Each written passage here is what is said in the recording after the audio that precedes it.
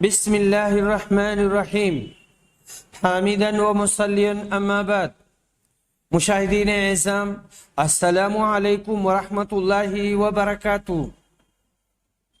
باب الطیب عند الاحرام وما يلبس اذا اراد ان يحرم ويترجل ويدهن۔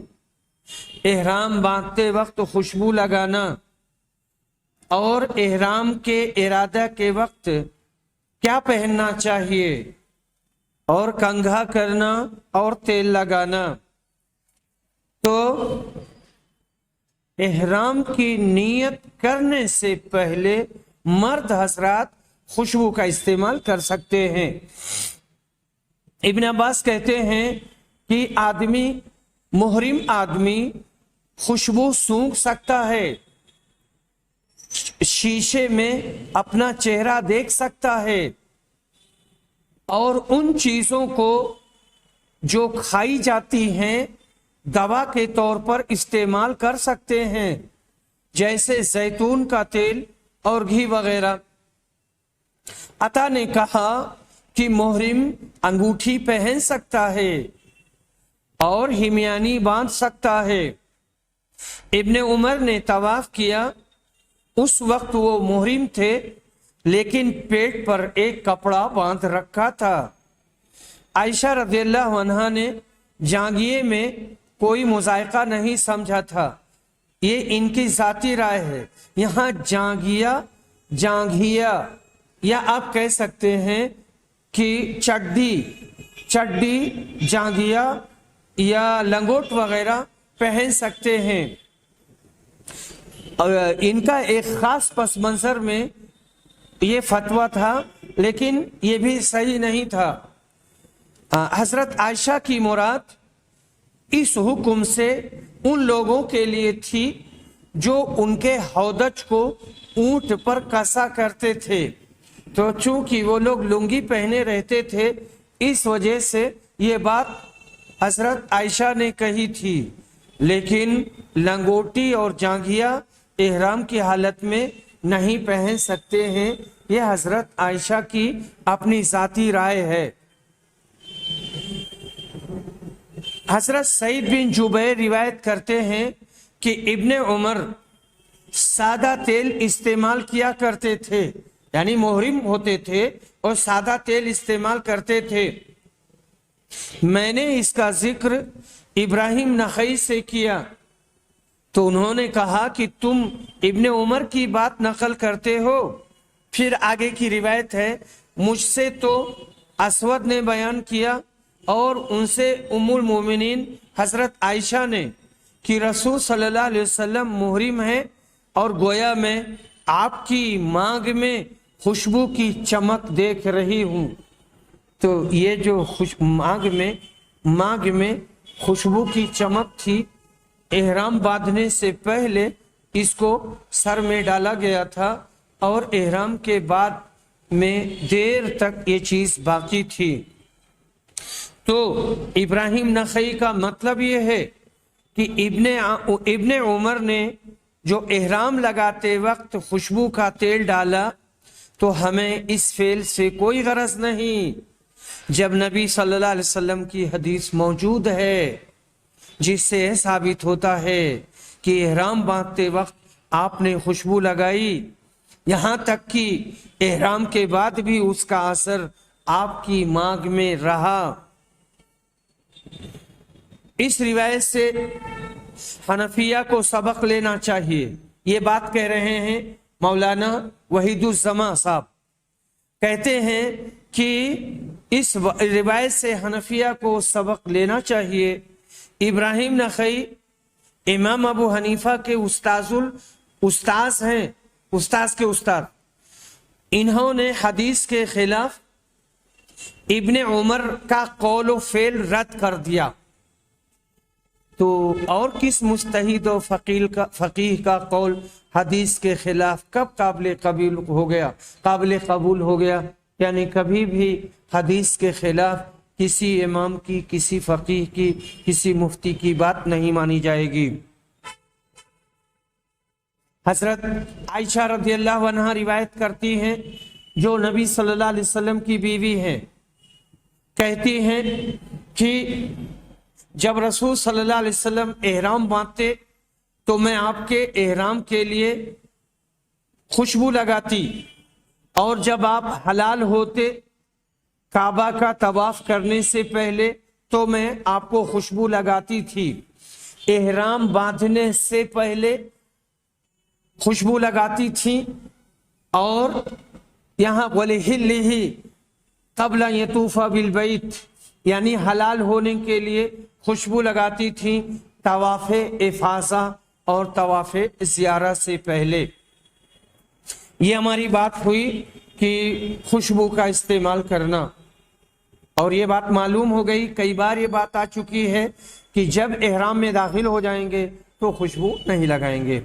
باب من حل ملبدا، بالوں کو جمع کر کے احرام باندھنا، اس آدمی کا بیان جو احرام باندھتا ہے اور اپنے بالوں کو جمع لیتا ہے۔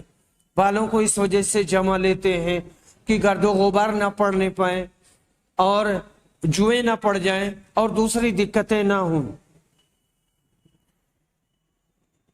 حضرت عبداللہ بن عمر روایت کرتے ہیں، کہتے ہیں کہ میں نے رسول صلی اللہ علیہ وسلم کو دیکھا ہے، آپ تلبیہ پکار رہے تھے اور اپنے بالوں کو جمائے ہوئے تھے۔ باب الاحلال عند مسجد ذی الحلیفہ، ذو الحلیفہ کی مسجد کے پاس احرام باندھنا۔ سالم بن عبداللہ کہتے ہیں کہ میں نے ابن عمر سے سنا، اور انہوں نے یعنی عبداللہ نے اپنے والد عمر سے سنا۔ عمر کہتے تھے کہ رسول صلی اللہ علیہ وسلم نے مسجد ذو الحلیفہ کے پاس ہی سے احرام باندھا ہے اور تلبیہ پکارا ہے۔ باب ما لا یلبس المحرم من الثياب، محرم کون سے کپڑے نہیں پہنے گا۔ عبداللہ بن عمر روایت کرتے ہیں کہ ایک آدمی آئے، انہوں نے سوال کیا اور کہا اللہ کے رسول محرم کون سے کپڑے پہنے گا۔ رسول صلی اللہ علیہ وسلم نے فرمایا قمیص نہیں پہنے گا، امامہ نہیں لگائے گا، پائجامہ نہیں پہنے گا، برنس نہیں پہنے گا، خف اور موزہ نہیں پہنے گا۔ ہاں اگر کسی کو جوتے نہ ملے تو خف پہن لے اور ان کو ٹخنے کے نیچے سے کاٹ دے، تو ٹخنے کے نیچے سے کاٹے گا اور ٹخنے کے اوپر والا جو ہے اسے نکال کے پھینک دے گا۔ اب اس طرح سے جو ٹخنے کے نیچے رہ گیا ہے وہ جوتی کے مانند ہو جائے گی، تو اس کے پیر کی حفاظت ہوگی گرمی سے یا کانٹے وغیرہ سے، پتھروں سے۔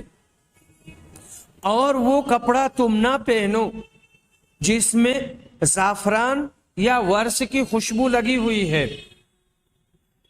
امام بخاری کہتے ہیں کہ محرم اپنا سر دھل سکتا ہے اور وہ کنگھی نہیں کرے گا اور جسم کو نہیں کھجلائے گا اور سر سے جوؤں کو باہر پھینک دے گا اور اپنے جسم سے بھی، جسم میں جوئیں ہیں، سر میں جوئیں ہیں تو ان کو نکال کر زمین پر ڈال دے گا۔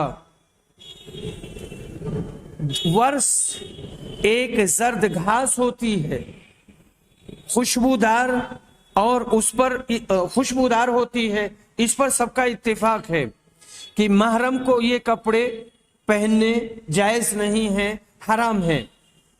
ہر سلا ہوا کپڑا محرم نہیں پہنے گا۔ اس سے پہلے بھی میں کئی بار بتا چکا ہوں کہ جسم کی بناوٹ اور ساخت کے مطابق سلے ہوئے کپڑے مرد نہیں پہن سکتا ہے، پر عورتیں اپنے عام لباس میں احرام باندھیں گی، پر وہ کپڑا بہت زیادہ چمکیلا بھڑکیلا اور شوق نہیں ہونا چاہیے۔ خلاصہ یہ کہ ایک لنگی اور ایک چادر، مرد کا یہی احرام ہے۔ یہ ایک فقیری لباس ہے. اب یہ حاجی اللہ کا فقیر بن گیا، اس کو اس لباس فقر کا تا زندگی لحاظ رکھنا ضروری ہے. اس موقع پر کوئی کتنا ہی بڑا بادشاہ مالدار کیوں نہ ہو، سب کو یہی لباس زیب تن کر کے مساوات انسانی کا ایک بہترین نمونہ پیش کرنا ہے، اور ہر امیر و غریب کو ایک ہی سطح پر آ جانا ہے، تاکہ وحدت انسانی کا ظاہراً و باطناً بہتر مظاہرہ ہو سکے، اور عمرہ کے دماغوں سے نخوت امیری نکل سکے اور نکل جائے، اور غربا کو تسلی و اطمینان ہو سکے. الغرض لباس احرام کے اندر بہت سی روحانی و مادی و سماجی فوائد مثمر ہیں. یہاں پر یہ پوچھا گیا تھا کہ کون سا لباس پہنے، بتایا گیا کون سا نہ پہنے، کیونکہ جو نہیں پہننا ہے وہ تھوڑے سے ہیں اور جو پہننا ہے وہ بہت ہیں، اس لیے نہ پہننے والوں کو بتا دیا گیا. اس کے علاوہ باقی جو کچھ ہے آدمی پہن سکتا ہے، لیکن سلا ہوا نہیں پہنے گا، یہ معلوم ہے. باب الرکوب والارتداء فی الحج، حج کے لیے سوار ہونا یا سواری پر کسی کے پیچھے بیٹھنا، سوار ہو کر کے حج کرنے جانا یا کسی کے پیچھے بیٹھ کر کے جانا، ردیف بن کر کے جانا، تو یہ دونوں درست ہے اور جائز ہے. حضرت عبداللہ بن عباس روایت کرتے ہیں کہ عرفات سے مزدلفہ تک اسامہ بن زید رسول صلی اللہ علیہ وسلم کی سواری پر پیچھے بیٹھے تھے اور آپ کے ردیف تھے. پھر مزدلفہ سے مینا تک فضل بن عباس بیٹھ گئے تھے. دونوں حضرات نے بیان کیا کہ رسول صلی اللہ علیہ وسلم جمرہ عقبہ کی رمی تک برابر تلبیہ پکارتے رہے اور تلبیہ کہتے رہے. جب جمرہ عقبہ کے پاس جائیں گے اور جب کنکری مارنے کا ارادہ کریں گے وہاں جا کر کے تلبیہ بند کر دیں گے. باب ما يلبس المحرم من الثياب والأرضية والأسر، محرم چادر، تہبند اور کون سے کپڑے پہنے گا. حضرت عائشہ رضی اللہ عنہا نے کسم رنگ کے کپڑے پہنے تھے. الثياب المعصفرہ یعنی کسم یعنی کیسو کے پھول میں رگے ہوئے کپڑے پہنے ہوئے تھیں. رسول آپ نے فرمایا، یعنی حضرت عائشہ نے، کہ عورتیں احرام کی حالت میں اپنے ہونٹ نہ چھپائیں، نہ منہ پر نقاب ڈالیں، نہ ورس یا زعفران کا رنگا ہوا کپڑا پہنے. اور جابر بن عبداللہ انصاری نے کہا کہ میں کسم کو خوشبو نہیں سمجھتا.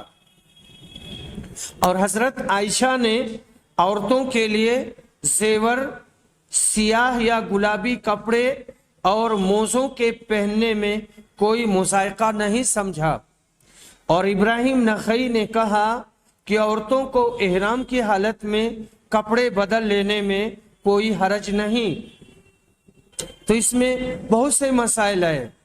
ایک تو یہ کہ حضرت عائشہ رضی اللہ عنہا نے اسفر رنگ کا کپڑا پہنا اور یہ احرام کی حالت میں تھیں. اور عورتیں اپنے منہ نہیں چھپائیں گی اور برقع نہیں پہنیں گی. اس زمانے میں مخصوص انداز کا برقع ہوتا تھا، اس سے روک دیا گیا تھا احرام کی حالت میں خواتین کو. اور خواتین جب احرام باندھیں گی تو لازمی طور پر اپنا چہرہ کھلا رکھیں گی، لیکن جب ان کے سامنے کوئی غیر محرم آئے گا تو وہ اپنا چہرہ چھپا لیں گی اور وہ اپنا ایسا بڑا دوپٹہ یا چادر رکھیں کہ اس سے اپنا چہرہ بند کر کے رکھیں. حضرت عائشہ رضی اللہ عنہا کا بیان ہے کہ ہم لوگ हज में थे और जब हमारे सामने से काफले गुजरते थे तो हम अपने चेहरे पर अपनी चादर या अपना दुपट्टा कर लिया करते थे। इसी तरह से ऐसा कपड़ा जिसमें खुशबू लगी हुई हो या ज़ाफ़रान लगी हुई हो उसको नहीं पहनेंगे। औरत जेवर पहन सकती है, काला कपड़ा पहन सकती है या एक ही गुलाबी कपड़ा पहन सकती है। इसी तरह से मोजा पहन सकती है। और औरत भी या मर्द भी अपने कपड़े बदल सकते हैं। ये रिवायत हजरत अब्दुल्ला बिन अब्बास की है। वो कहते हैं कि नबी सल्लल्लाहु अलैहि वसल्लम हज्जतुल वदा में ज़ोहर और असर के दरमियान हफ्ता के दिन ये हजरत आयशा कंघा करने और तेल लगाने, एजार और रेदा पहनने के बाद अपने सहाबा के साथ मदीना से निकले। इसको हम एक एक जुमला अलग अलग से बयान करते हैं। नबी सल्लल्लाहु अलैहि वसल्लम निकले मदीना से, कंघी किया, तेल डाला और लुंगी पहनी, चादर ओढ़ी आपने और आपके सहाबा ने। आपने किसी भी चादर या लुंगी से मना नहीं किया कि उसे पहना जाए। हाँ, उसमें ज़ाफ़रान ना लगा हुआ हो जो आदमी के चमड़े पर झड़े। नबी सल्लल्लाहु अलैहि वसल्लम ने ज़ुल्हुलैफ़ा में सुबह किया। जब सुबह किया तो अपनी सवारी पर बैठे। जब आपकी सवारी बैदा में लेकर के सीधे खड़ी हुई तो आपने तलबिया पुकारा, साहबा ने भी तलबिया पुकारा और अपने कुर्बानी के जानवरों को हार पहनाया। और ये ज़िक़ादा की 25 तारीख का वाक़या है, यानी तकरीबन 5 दिन बाकी रह गए थे ज़िक़ादा के। नबी सल्लल्लाहु अलैहि वसल्लम मक्का आए 4 ज़िलहिज को। आपने काबा का तवाफ किया, सफा व मरवा की सई की और हलाल नहीं हुए क्योंकि आपके पास कुर्बानी थी और आप कारिन थे। सुम्मा नज़ला बिआला मक्का, फिर नबी सल्लल्लाहु अलैहि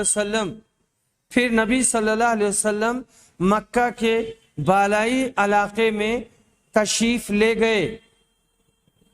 वहां नुज़ूल किया हजून के पास और आप हज का तलबिया पुकार रहे थे और काबा के करीब नहीं आए तवाफ के बाद, यहां तक कि आप अराफात से पलटे और अपने सहाबा को हुक्म दिया कि वो काबा का तवाफ कर ले, सफा व मरवा का तवाफ कर ले, की सही कर ले, इसको भी तवाफ कहा जाता है।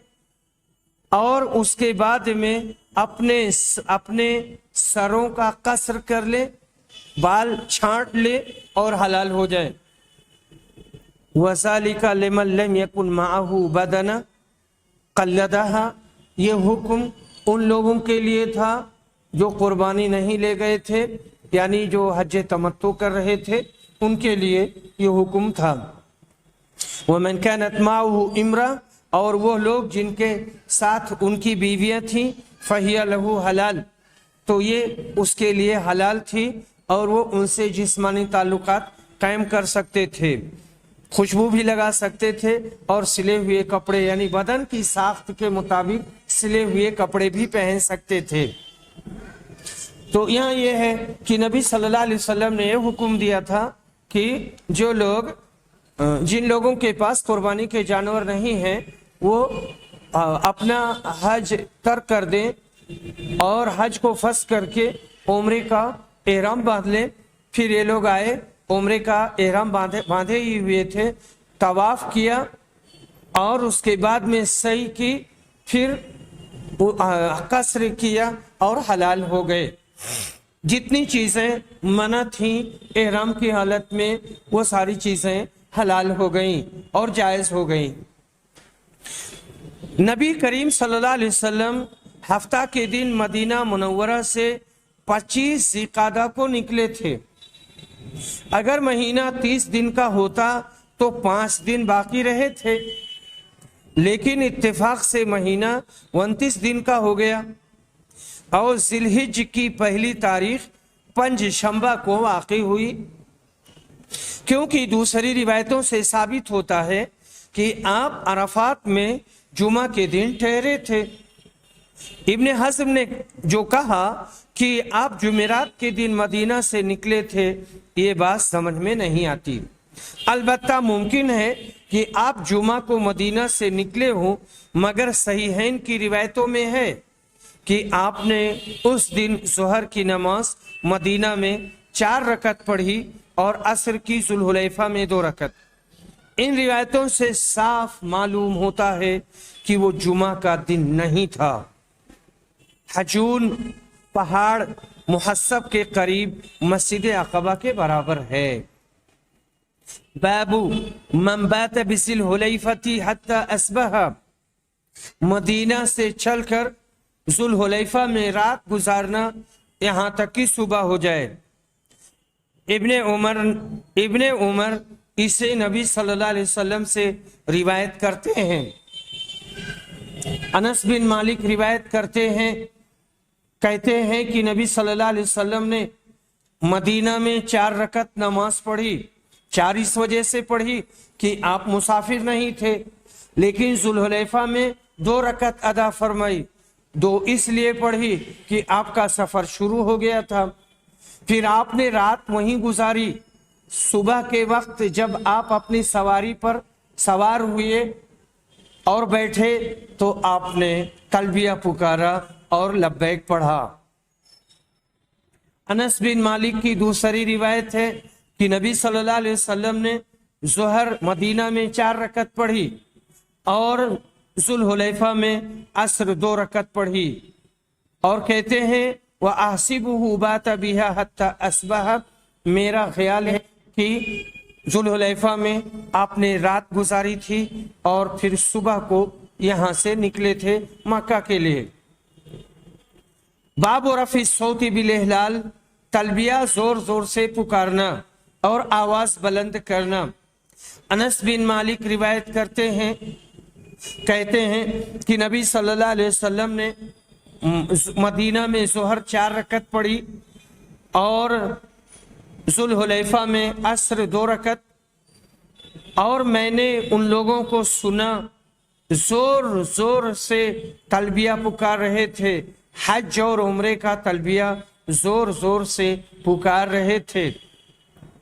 जुमहूर उलमा का यही मौक़िफ़ है और यही कौल है कि लब्बैक पुकार कर कहना मुस्तहब है, लेकिन वाजिब नहीं है, मगर ये मर्दों के लिए है।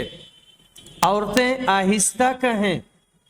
इमाम अहमद ने मरफूअन हजरत अबू हुरैरा से रिवायत किया है कि अल्लाह ताला ने मुझको लब्बैक पुकार कर कहने का हुक्म दिया है। पुकार कर यानी जोर से। अब लब्बैक कहना इमाम शाफिई और इमाम अहमद के नज़दीक सुन्नत है, और इमाम अबू हनीफा के नज़दीक बगैर लब्बैक कहे इहराम पूरा ना होगा। आखिरी जुमला का मतलब यह है कि हज क़िरान की नियत करने वाले लब्बैक बिहज्जतिन व उम्रतिन पुकार रहे थे, इसलिए क़िरान वालों को जो हज व उम्रा हर दो मिलाकर करना चाहते हो वो ऐसे ही पुकारें, और खाली हज करने वाले लब्बैक बेहज्जा कहें, और खाली उम्रा करने वाले लब्बैक बे उम्रा के अल्फाज कहें। तो इनके कहने का मतलब ये हुआ, इबारत में थोड़ा सा तकल्लुफ है। इनके कहने का मतलब ये है कि जो कारिन हैं वो कहेंगे लब्बैका बेहज्जतिन व उम्रा, जो मुतमत्ते है वो कहेगा लब्बैका बे उम्रा, यानी कि जो मुफरिद है حج افراد کر رہا ہے وہ کہے گا لبیک بحج۔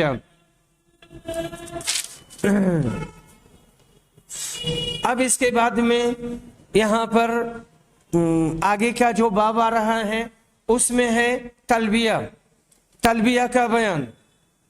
اچھا، وہاں پر جو لبیک بحج یا لبیک بحج و عمرہ کی بات کہی گئی ہے وہ نیت کی ہے، اور باقی جو پورا تلبیہ ہے پورے راستے میں وہ یہاں پر بیان کیا جا رہا ہے، وہ یوں رہے گا لبیک اللہم لبیک لبیک لا شریک لک لبیک ان الحمد والنعمت لک والملک لا شریک لک۔ اور یہاں پر تلبیہ کا بیان، اور عبداللہ بن عمر یہ روایت کرتے ہیں کہ رسول صلی اللہ علیہ وسلم کا تلبیہ یہی تھا، لبیک حاضر ہوں اے اللہ، حاضر ہوں میں، تیرا کوئی شریک نہیں، حاضر ہوں، تمام حمد تیرے ہی لیے ہے اور تمام نعمتیں تیری ہی طرف سے ہیں، ملک تیرا ہے اور تیرا کوئی شریک نہیں۔ دوسری روایت میں بھی بعینہ یہی الفاظ آئے ہیں۔ یہ بات ہو گئی ہماری تلبیہ کی۔ تلبیہ کے ساتھ اب آگے یہ بتا رہے ہیں کہ الحمدللہ، سبحان اللہ، اللہ اکبر، لا الہ الا اللہ وغیرہ بھی کہہ سکتے ہیں۔ احرام باندھتے وقت جب جانور پر سوار ہونے لگے تو لبیک سے پہلے الحمدللہ، سبحان اللہ، اللہ اکبر کہنا یہ درست ہے، اور کہتے ہوئے جانا، راستے میں بھی کہنا یہ درست ہے اور جائز ہے۔ حضرت انس بن مالک رضی اللہ عنہ روایت کرتے ہیں، کہتے ہیں کہ رسول صلی اللہ علیہ وسلم نے نماز پڑھائی اور ہم لوگ آپ کے ساتھ مدینہ میں تھے، آپ نے 4 رکعت نماز پڑھائی، اور عصر میں ذوالحلیفہ میں 2 رکعت۔ آپ نے ذوالحلیفہ میں رات گزاری یہاں تک کہ صبح کیا، پھر آپ سوار ہوئے، آپ کی سواری میدان میں لے کر سیدھے کھڑی ہوئی، تب آپ نے الحمدللہ پڑھا، سبحان اللہ پڑھا، اللہ اکبر کہا، پھر حج اور عمرے کا تلبیہ پکارا۔ لوگوں نے بھی حج اور عمرے کا تلبیہ پکارا۔ پھر جب ہم مکہ آئے تو آپ نے لوگوں کو حکم دیا کہ وہ حلال ہو جائیں۔ جب ترویہ کا دن آیا یعنی 8 تاریخ تو لوگوں نے نئے سرے سے احرام باندھا حج کا، اور کہا کہ نبی صلی اللہ علیہ وسلم نے اپنے ہاتھ سے بہت سی قربانیاں کی، بہت سے اونٹوں کی قربانیاں کی کھڑے ہو کر کے، اور رسول صلی اللہ علیہ وسلم نے مدینہ میں 2 چتکبرے بھیڑوں کو ذبح کیا۔ یہاں پر دیکھیے اس میں کئی ایک مسئلہ ہے۔ ایک ہی مدینہ میں آپ نے 4 رکعت نماز پڑھائی تھی، کیونکہ آپ مسافر اس وقت نہیں تھے۔ مسافر جب قصر کا سفر کرے، اپنے شہر سے نکل جائے گا، باہر ہو جائے گا، وہاں سے پھر سفر کے احکام اس پر نافذ ہو جائیں گے۔ اب آگے جب کوئی نماز آئے گی تو اس نماز کو وہ قصرن پڑھے گا۔ چونکہ آپ ذوالحلیفہ میں آ گئے تھے تو عصر کی نماز آپ نے 2 رکعت پڑھائی، کیونکہ آپ کا سفر شروع ہو گیا تھا۔ جو لوگ قربانی کے جانور نہیں لے گئے تھے تو نبی صلی اللہ علیہ وسلم نے ان سے کہا تھا کہ تم اپنا حج فسخ کر دو اور عمرہ کرو، عمرہ کرنے کے بعد میں تم لوگ حلال ہو جاؤ۔ پچھلی حدیث میں بھی میں اسے آپ کے سامنے بیان کر چکا ہوں۔ باب من احل حین استوت بہ راحلتہ قائمہ، جب سواری سیدھی کھڑی ہو جائے اس وقت تلبیہ پکارنا۔ نبی صلی اللہ علیہ وسلم نے مسجد میں تلبیہ پکارا تھا، اور وہاں سے پھر آپ آئے تھے اور اپنی سواری پر بیٹھے تھے، یہاں پر بھی آپ نے تلبیہ پکارا تھا۔ ابن عمر بیان کرتے ہیں کہ جب رسول صلی اللہ علیہ وسلم کو لے کر آپ کی سواری کھڑی ہو گئی تو आपने उस वक्त तलबिया पुकारा। बाबुल इहलाली मुस्तकबिल अल किबला, किबला रुख होकर एहराम बांधते हुए लब्बैक कहना और तलबिया पुकारना। नाफी रिवायत करते हैं कि अब्दुल्ला बिन उमर जब जुल्हुलैफा में सुबह की नमाज पढ़ चुकते तो अपनी ऊँटनी पर पालान लगाने का हुक्म देते, यानी हुक्म दिया। इनकी सवारी लाई गई तो उस पर सवार हुए और जब वो आपको लेकर खड़ी हो गई तो आप खड़े होकर किबला रुख हो गए, यानी किबला रुख होकर के तलबिया कहना शुरू किया। यहाँ तक कि हरम में दाखिल हो गए। वहां पहुंचकर आपने लब्बैक कहना बंद कर दिया। फिर ज़ुतवा में आए और वहां पर रात गुजारी, फिर सुबह किया। जब फज्र की नमाज पढ़ ली तो गुस्ल किया और उन्होंने कहा, यकीन के साथ कहा कि रसूल सल्लल्लाहु अलैहि वसल्लम ने ऐसे ही किया है। और उसके बाद में नाफे की दूसरी रिवायत कहते हैं कि इब्ने उमर जब इन्होंने मक्का जाने का इरादा किया तो तेल लगाया, लैसा लहू रायहतुन तय्यबा, और इसमें खुशबू नहीं होती थी। और उसके बाद में ये मस्जिद जुल्हुलैफा आए, वहां नमाज पढ़ते, फिर सवार होते। जब इनकी सवारी लेकर के सीधे खड़ी हो जाती, वहां से तलबिया पुकारते और एहराम बांधते, फिर कहते मैंने नबी सल्लल्लाहु अलैहि वसल्लम को ऐसे ही करते हुए देखा है। बाबू तलबिया इज़न हदरा फिल वादी, नाले में उतरते वक्त तलबिया पुकारना, नशेब में, गहराई में। हजरत अब्दुल्ला बिन अब्बास रिवायत करते हैं, ये मुजाहिद रिवायत करते हैं कि मैं अब्दुल्ला बिन अब्बास के पास था। लोगों ने दज्जाल का तज़किरा किया, तब इन्होंने कहा कि नबी सल्लल्लाहु अलैहि वसल्लम ने फरमाया है कि उसकी दोनों आंखों के दरमियान काफिर लिखा होगा। तो इब्ने अब्बास ने कहा, मैंने तो ये नहीं सुना। हाँ, आपने ये कहा था, गोया मैं मूसा को देख रहा हूं कि जब आप नाले में उतरे तो लब्बैक कह रहे हैं। यहाँ थोड़ी सी बात ये कहनी है कि ये आलमे मिसाल की बात है, आलमे मिसाल की बात है कि नबी सल्लल्लाहु अलैहि वसल्लम ने हजरत मूसा को हज के लिए लब्बैक पुकारते हुए देखा, आलमे मिसाल में। एक रिवायत में ऐसे ही हजरत इब्राहिम का भी जिक्र है। एक हदीस में हजरत ईसा बिन मरियम का फज्जुर रोहा से एहराम बांधने का तज़किरा है। यह भी एहतिमाल है कि हजरत मूसा अलैहिस्सलाम को आपने इस हालत में ख्वाब में देखा हो। हाफिज ने इसी पर एतमाद किया है, यानी हाफिज इब्ने हजर ने रहमहुल्लाह ने। सही मुस्लिम में ये वाक़या हजरत इब्ने अब्बास से यूं मरवी है कि नबी सल्लल्लाहु अलैहि वसल्लम ने फरमाया, गोया कि मैं हजरत मूसा अलैहिस्सलाम को देख रहा हूँ, आप घाटी से उतरते हुए कानों में उंगलियां डाले हुए लब्बैक बुलंद आवाज से पुकारते हुए इस वादी से गुजर रहे हैं। व आखिरु दावाना अनिल हम्दुलिल्लाहि रब्बिल आलमीन।